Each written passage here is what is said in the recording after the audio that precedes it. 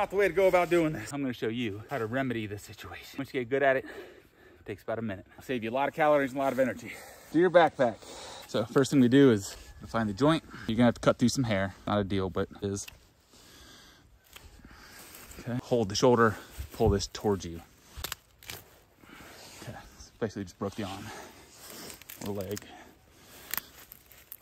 And we don't want to cut through all that connective tissue because that's what's holding this thing together. Run my knife kind of along the bone, real tight against the bone. I'm just got pressure against the bone. Give yourself about 4 inches. That's it. In real time,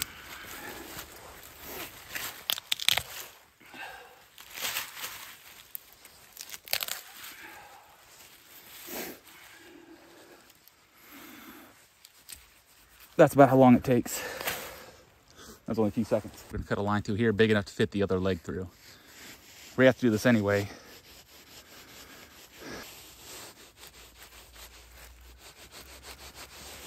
And that's all the cuts you need to do. I like to get the bone end, not the foot end. And what I'm gonna do is just put it through that cut. Pull it all the way through. Essentially what we're doing is making a toggle. There we go. And all this connective tissue right here is what's holding it in place. And there's 2. And that's it. You can carry it head up or head down. Head up is better for me. You can hear.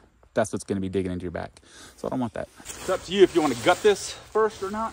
I prefer not to, just because it offsets the weight so much. And if you gut it, you have this big, huge chest cavity that's kind of just protruding from your back, as wide as his body is, which is about 14 inches. That's 14 inches behind you, essentially making you like pull you back, so you end up walking like this. Not a big deal. It's just an easier way to do it and more comfortable. Gut it, it's gonna be all off balance. You're gonna get a lot of blood all over your back and all over your clothes. That's hunting, is what it is. But if I can avoid that and the deer's not too big, then I'm just gonna do it this way. If the deer is too big for you to just muscle up, I'm gonna show you kind of like a, learn this stuff in the military. A little different on a deer though. So if you know this maneuver, don't bust my balls too much. It's a deer, not a human. So I'm gonna have to get nice and cozy. I'm gonna just weasel myself under this arm. This again only fits a really big deer. Welcome to hunting. All right, got one in. The other one in. It's just like putting on a really tight backpack. On this one, I can just sit up, but I'm gonna go ahead and pretend this is a big one. I'm gonna get it down my back a little bit. I'm gonna roll over. If it's not in rigor mortis yet, you can just kind of shift the weight to the head by doing that. You also have a little armrest. So you even put your rifle here or your bow if you need to, so you can be kind of hands-free. It's not comfortable, but a lot easier to carry. Either you're strong enough, the deer's small enough, whatever. Same concept, except for I don't have to lay on the ground. I'm gonna use some sheer strength and just heave.